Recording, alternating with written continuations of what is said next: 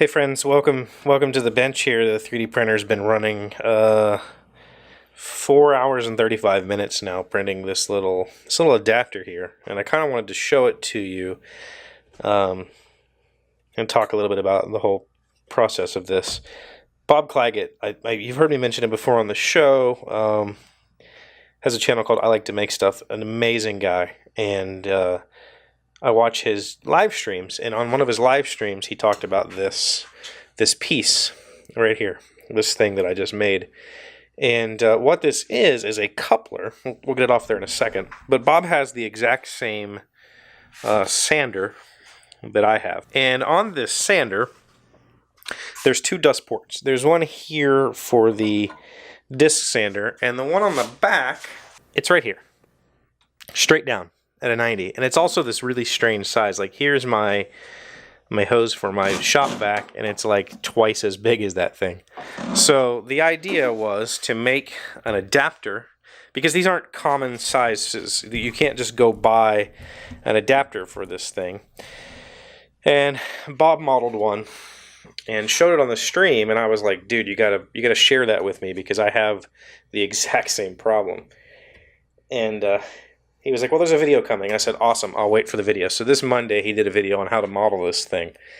And so I just printed it today.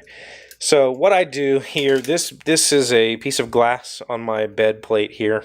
And I spray it with some Elmer's spray adhesive right before hitting the print button. So I take off my piece of glass with these clips, take it off, spray it down, put it back on and print. And so the print adheres supremely well.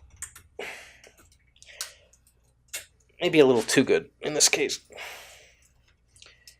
So there we go. So this is what the print looks like right when it comes off the bed. It's kind of janky right now. These are called supports. So I'm gonna need to break all this stuff out, and then we'll try and get it on the sander. So this is one of those instances where the maker community can kind of come together and solve problems like this, and solve it very, very well. This is, by the way, this is called a raft, and so what this does is prints this little brim here for the part to sit on, and that makes sure that this piece is stuck really well to the bed. I like to use a raft if I'm printing on support material like this, because otherwise this support material is like printed super thin and it might not stick very well. And the idea is, once the part is printed, it should peel apart. Now, there you can see the internal structure of the support material, and there's what it looks like on the bottom. This, my build plate is not perfect, and so this support material sticks a little more than it should in some places. That just hit me in the face. But it should come apart relatively easily. Now, the way this is modeled, this will slip onto my sander here, and then the shop vac will slip on here. So I really don't care about this support material. It's not in the way of anything. It just looks bad. So I'm going to kind of clean it up a little bit. But there you can see, maybe. There you go. Now you can see it. Got some thinness back there. That's going to be a problem. I think that's actually, yeah, those layers are actually not bonded very well. So what I'll probably do, assuming this actually fits my sander, what I will probably do is maybe fill that with super glue. Just dribble a bunch of super glue in there to try to strengthen it. I don't want this thing to, oh yeah, see, look at that. That's bad layer adhesion. And I believe that was probably caused by, well, I honestly don't know what that was caused by. Okay, well, there's no need to really, I'm not going to lose sleep over this. It's just a hose coupler, and I can fill this with either epoxy or super glue. So let's go see if it actually fits on the thing first before I dork with it anymore. I don't know that these sizes are good enough.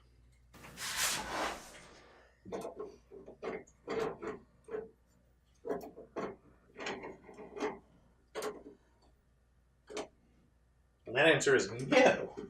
I think it would if I could get it past this. This sander does tilt, so we'll figure that out in a second, but let's see if it'll fit the hose.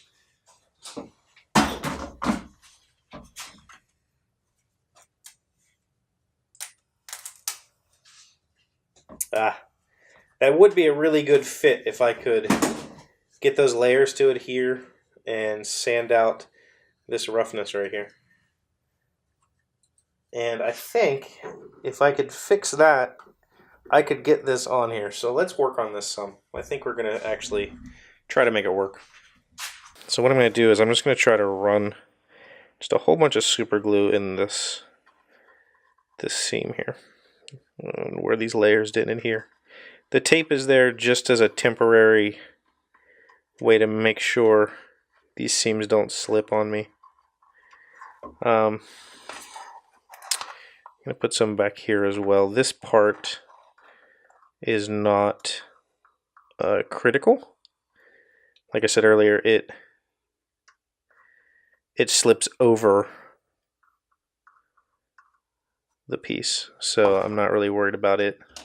Alright, let's let that dry for a little bit, and hopefully I can sand that. I got super glue all over me and I'm getting stuck together, so I didn't think this through very well. Welcome to my life. I usually don't think things through. I don't know. Does acetone take off super glue? So while that's drying, I'm going to try and see if I can figure out how to tilt this thing. I don't exactly remember how.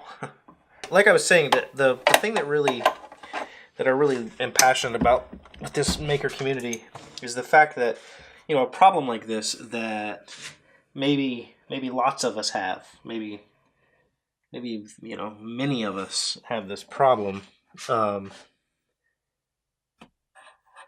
It's so, I don't want to say it's easily solvable. It obviously requires you to have a pretty hefty piece of machinery. You know, not everybody can afford a 3D printer, so it requires at least some degree of expense. But at the same time, you know, I can't get this part anywhere. So to be able to look it up on the internet, find somebody else who has the same problem, and then you find the solution together, that's pretty remarkable, honestly. It's such a good community of people. So today was one of those days where it's really hot here. I have a bunch of stuff I need to do outside, but I'm not feeling it today. So it's actually really, really warm, and I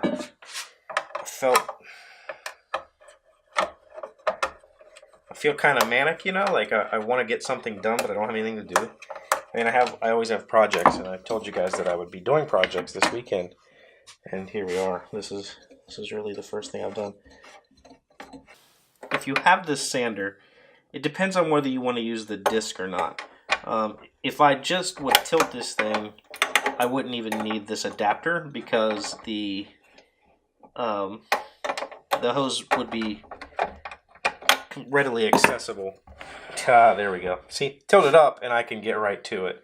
So you can use this sander just like this, and if you want, you could put the platen on here and use it as a belt sander. And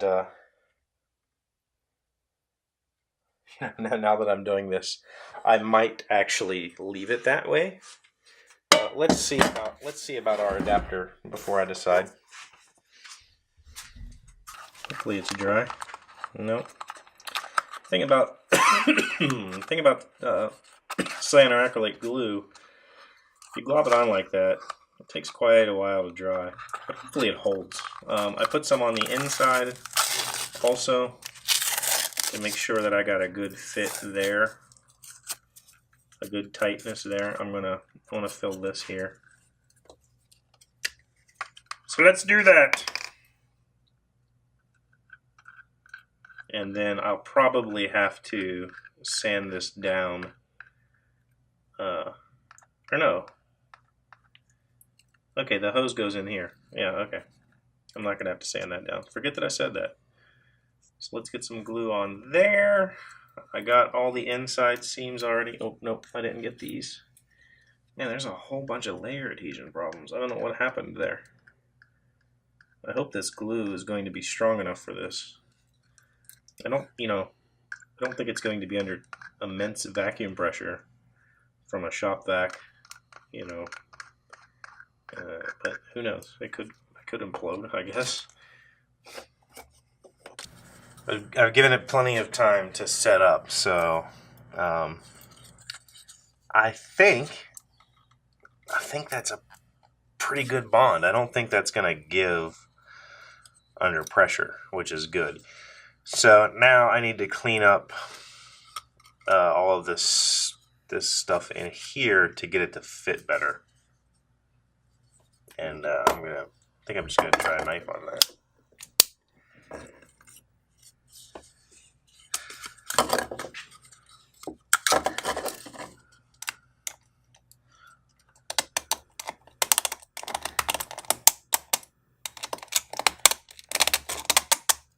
I printed this at a very, very lousy resolution on purpose, because this is like just a simple thing, right? It doesn't need to be very fancy. So I printed it at a pretty bad resolution, which means that the layer adhesion wasn't the greatest, obviously, because I had to glue the whole thing together. And also here where these mistakes were, essentially, the stringing that occurred and that sort of stuff, it's pretty easy to just scrape out. I'm going to try and get rid of some of this too while I'm here. Not because it needs to go away, but just because, support material like this, there we go, is supposed to just kind of break away. When your software sets up this material, it's designed with a tiny air gap between the material and the finished product. So in theory, when that happens, when it does that, the bonding between that piece and your finished piece shouldn't be very strong. And it's not. It breaks away pretty easy as you solder. So this is just a matter of pride. This has nothing to do with the performance of the piece right now. I'm just making it look pretty and feel nice in the hand.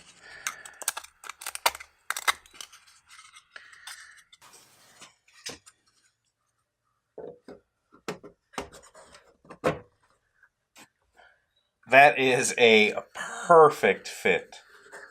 Just snug enough. And then the hose.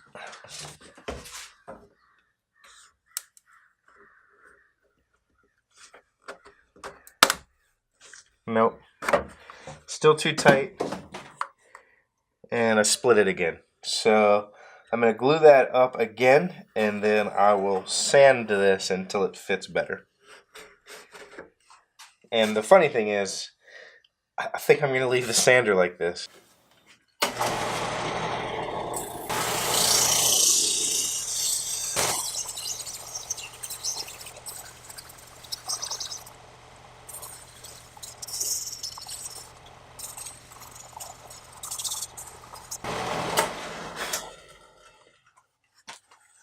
Alright, let's see where we're at. I went ahead and moved the platinum stuff over to here. I think I'm going to use the sander like this. This thing is too small to really accomplish a whole lot. And so I put a 120 grit belt on here instead of the 80 grit. And I think I can get work done here, I think. I might have to take this off to have clearance, but we'll see. But anyway, so we already know this fits good. It's essentially perfection. So hopefully.